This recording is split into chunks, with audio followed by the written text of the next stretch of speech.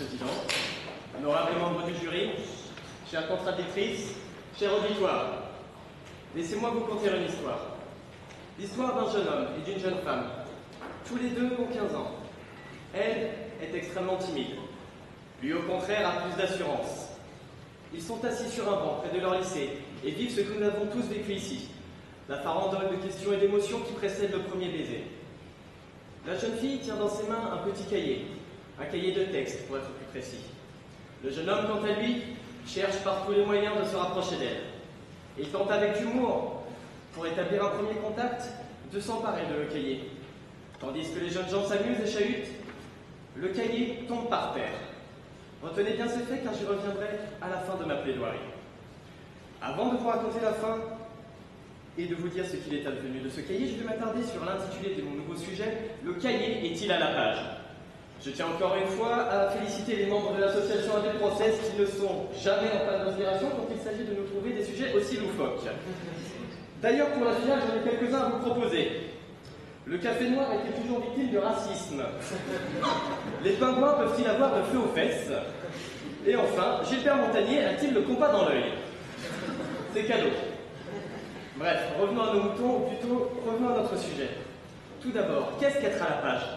Être à la page signifie vivre avec son temps. Cela signifie également être au fait de l'actualité.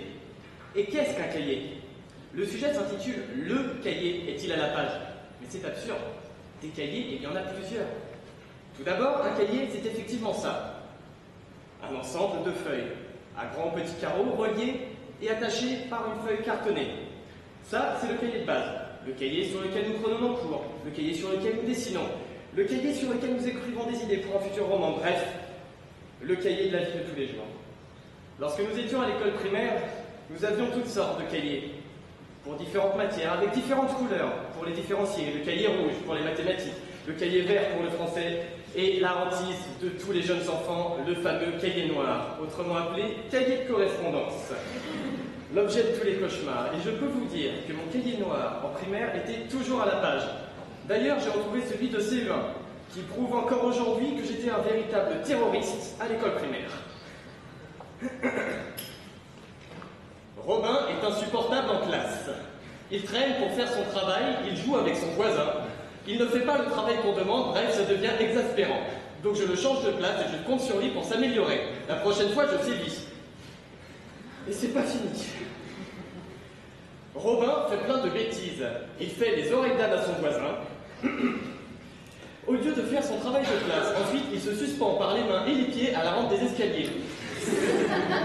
C'est très dangereux. Bon, je vais arrêter de me clasher moi-même à ce niveau-là, parce que là, je suis en train de me déstabiliser totalement. Vous l'avez compris, mon cahier de correspondance était toujours à la page. Pendant que j'y pense, heureusement qu'on n'a pas de cahier de correspondance ici en faculté, je n'ose même pas penser ce que ça pourrait donner. Le cahier de base, celui que je viens de vous présenter, possède bien des avantages sur n'importe quel autre outil. Contrairement au classeur, le cahier n'est pas composé de feuilles volantes, mais de feuilles reliées. Ainsi, le cahier ne perd jamais ses pages, là où le classeur devient vite un bazar mémorable. Je dirais donc que le cahier est à la page, là où le classeur perd ses pages. Le cahier est également avantageux comparé à l'ordinateur.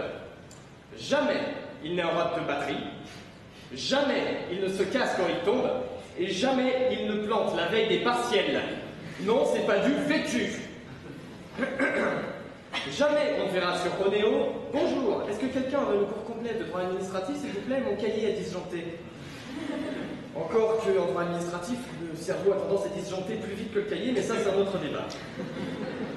En outre, j'ai discuté avec certaines personnes qui ont argué que le cahier, une fois utilisé, n'était plus à la page. C'est faux et je m'insurge. Le cahier, lorsqu'il n'est pas utilisé, est neuf. Il est donc à la page. Et une fois qu'il est utilisé, on y a mis dessus de nouvelles informations. Il est donc à la page. Donc, qu'il soit vierge ou non, le cahier de base reste à la page. Pour résumer, le cahier est l'outil de travail le plus à la base, le plus à la page que nous ayons. Son aspect simpliste mais fonctionnel le rend totalement indémodable. Être indémodable veut dire rester à la mode. Être à la mode, c'est être à la page. Le cahier est à la mode, le cahier est donc à la page, c'est QFD. Mais nous ne pouvons pas nous en arrêter là. Parler de ça, ce serait réducteur pour la grande famille des cahiers. Des cahiers, nous en avons d'autres types. Par exemple, un moins utilisé mais toujours à la page, j'ai nommé le cahier des charges. Le cahier des charges est un document juridique qui doit être respecté lors de la réalisation d'un projet. C'est un document contractuel qui était utilisé sous l'Ancien Régime et qui est toujours utilisé aujourd'hui. Et il est utilisé dans des matières modernes, telles que l'urbanisme ou encore l'écologie. Ainsi, le cahier des charges a su s'adapter au fil du temps afin de se moderniser. Se moderniser, c'est être à la page. Le cahier des charges, c'est modernisé. Le cahier des charges est donc à la page. C'est QFD. Ensuite, nous pouvons entendre sous le vocable cahier certains types de magazines. Car voyez-vous, certains types de journaux très spécifiques se font appeler cahiers. Leur rôle est de nous donner l'actualité, évidemment, dans des domaines très spécifiques. Pour le sport, par exemple, nous avons les cahiers du foot. Pour le cinéma, nous avons, je vous le donne en mille, les cahiers du cinéma. Ce sont des cahiers qui donnent l'actualité. Être au fait de l'actualité, c'est être à la page. Ces cahiers sont au fait de l'actualité, ces cahiers sont donc à la page. Vous avez manqué un épisode quand même. Bon, ensuite, en ce qui concerne l'actualité du football, j'en ai un peu rien à faire, mais je vous ai prouvé que ces cahiers étaient à la page et c'est l'essentiel. Oui, je déteste le football, je précise. C'est bien simple. Non, pire, je déteste les footballeurs. C'est bien simple. Rien qu'à l'idée qu'il y ait un footballeur dans cette salle, j'ai déjà honte pour lui. Mais revenons à nos cahiers, car j'aimerais vous parler d'un dernier type. Celui qui prouve à lui seul que les cahiers sont à la page. Je suis certain que pour beaucoup d'entre vous, le cahier c'est uniquement ça. Mais c'est faux. Un cahier n'est pas qu'un simple amas de papier, ce n'est pas qu'un document juridique. Il existe, et depuis des années, ce que nous appelons le cahier numérique. Ça, c'est un cahier numérique. Vos ordinateurs sont des cahiers numériques. Vous écrivez dessus. Avec un clavier, avec vos doigts ou avec un stylet, mais vous écrivez dessus. Vous révisez dessus, vous apprenez dessus. Sans vous rendre compte qu'il ne s'agit ni plus ni moins que de la mise à la page du cahier. Et cette mise à la page vous permet de faire de meilleures mises en page. Et le jeu de mots était absolument pitoyable. Je vous demande donc de l'oublier. La seule chose qui est à retenir, c'est que les appareils numériques sont les outils les plus à la page que nous ayons. Les cahiers sont devenus numériques. Les cahiers sont donc à la page. Il n'y a pas besoin de le répéter. Il est désormais temps pour moi de revenir à cette petite histoire que je vous contais au début de ma plaidoirie. Je vous ai laissé au moment où les deux adolescents chahutaient et au moment où le cahier tombait par terre.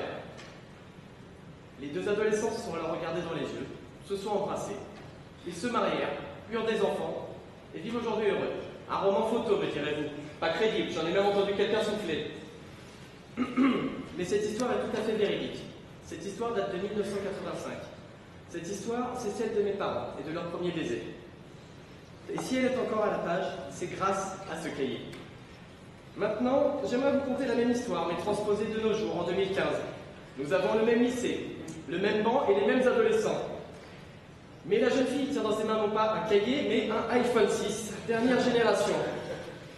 Les jeunes gens chahutent gentiment, et là, c'est le drame. Le téléphone tombe et se fracasse par terre. Il ne s'embrasse pas. Pire encore, le jeune homme se ramasse la plus belle mandale de toute sa vie. Il doit lui repayer son téléphone. Ils ne se marieront pas. Et moi, je ne viendrai pas au monde. Et si je n'étais pas venu au monde, mesdames et messieurs, je n'aurais pas pu vous prouver aujourd'hui que les cahiers sont à la page. Merci.